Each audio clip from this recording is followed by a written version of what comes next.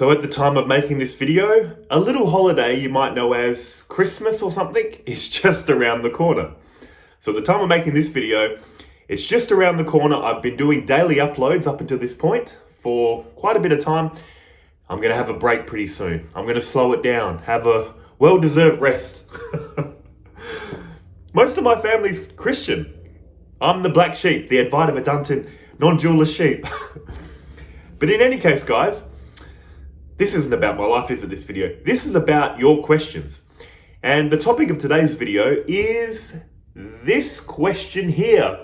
This person is new to non-duality and is asking a very common question that we all ask when we get into these teachings. And in this video, I'm going to answer this question, but also give you some things to think about to answer your own questions.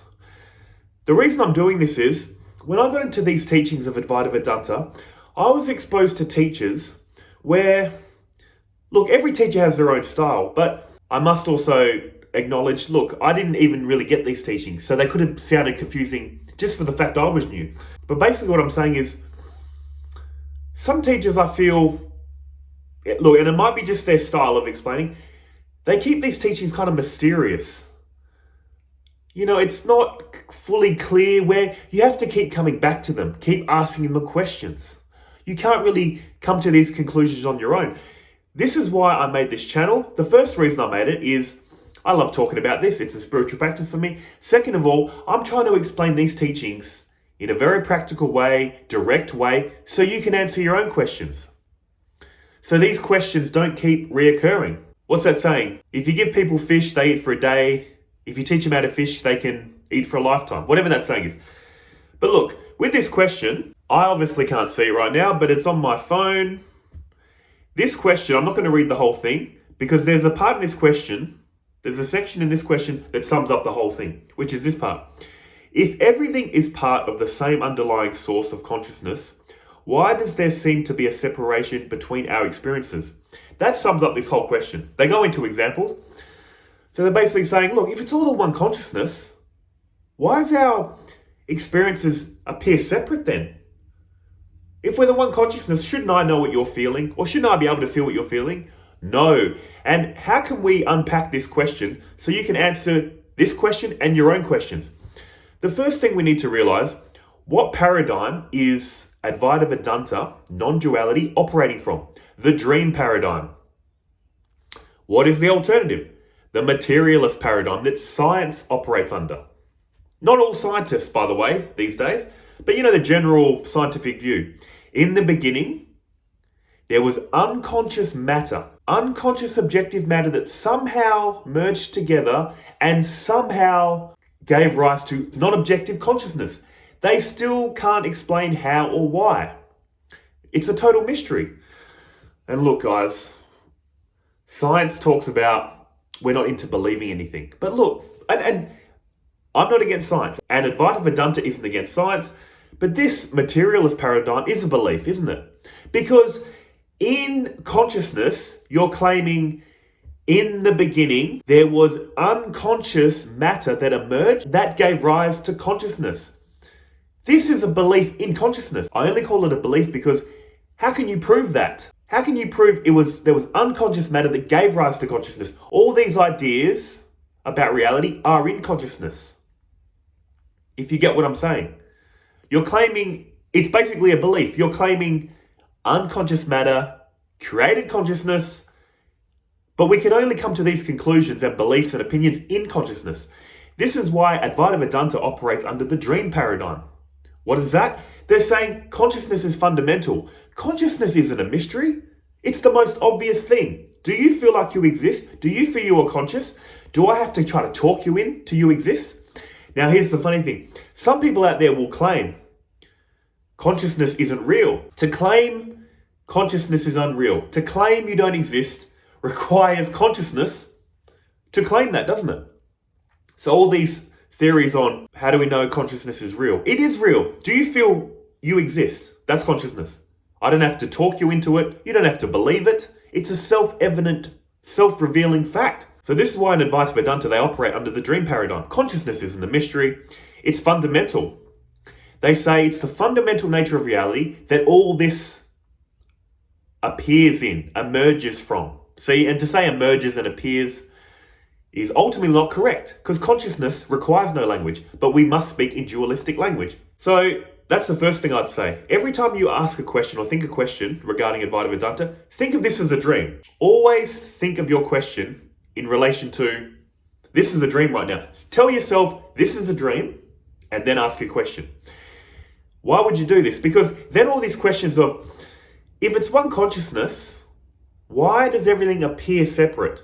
If it's one consciousness, does that mean the tables are conscious, the chairs are conscious, the rocks are conscious? When I look at them, are they very still? But when I turn my back, the chairs are slowly walking around. If I hit the chair really hard or the table, does it internally go, oh, ouch, that hurts? No, they're not saying that everything's conscious like we think of consciousness. They're saying it's like in a dream. If you knew you were dreaming, remember, your one undivided conscious mind appears as people, tables, chairs, cars, beaches. It's made of consciousness, isn't it? So that will solve that question. Also, these questions like, if it's the one consciousness, how come I can only know what I'm experiencing in this room, but not in the other room, let alone in another country? Again, you can ask yourself that in a dream. If this was a dream right now, I cannot know what's happening in the other room as this dream character. I cannot know what's happening in Dream New York or Dream London, can I? So that's the first thing. When you think about these questions, always remember they're operating from the dream paradigm. This will clear up so much. The second thing that confuses many of us is mixing reflected consciousness with pure consciousness. This is another big teaching from Advaita Vedanta, and I'll go over it briefly. What is the difference between reflected consciousness and pure consciousness?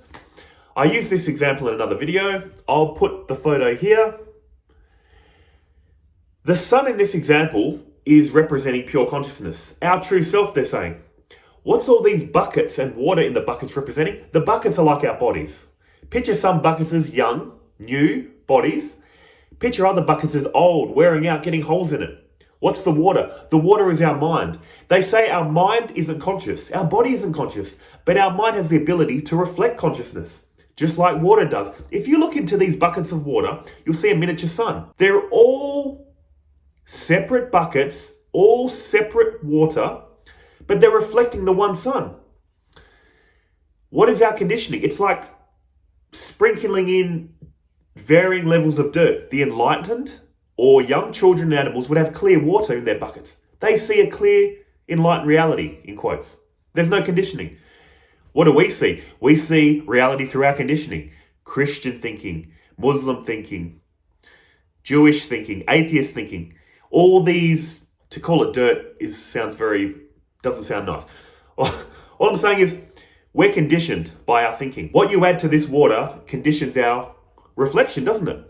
Another great example. When I was a kid with my friends, we would have these little mirrors. We could take the one undivided sun in the sky and reflect it in multiple directions. This is what we get confused with. Pure consciousness and reflected consciousness. The consciousness lighting up my body is from the pure consciousness, but it is reflected through my individual separate mind. Your mind is separate. My mind is separate. There is 8 billion separate minds in the human world, all reflecting this sunlight. What happens in deep sleep? You know that mirror example? It's easy to reflect, isn't it?